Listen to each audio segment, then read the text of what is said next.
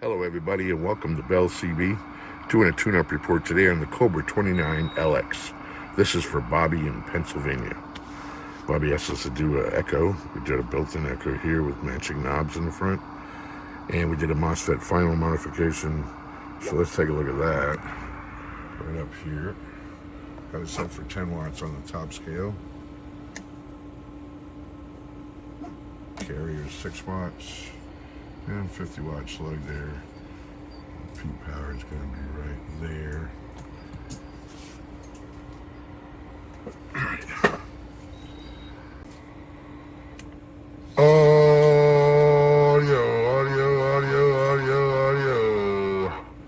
Audio check. Oh, no, too big. Turn that down a little bit. Audio 1 2 3 4 5. Audio check. Audio. Okay. And you hear the echo in the talkback.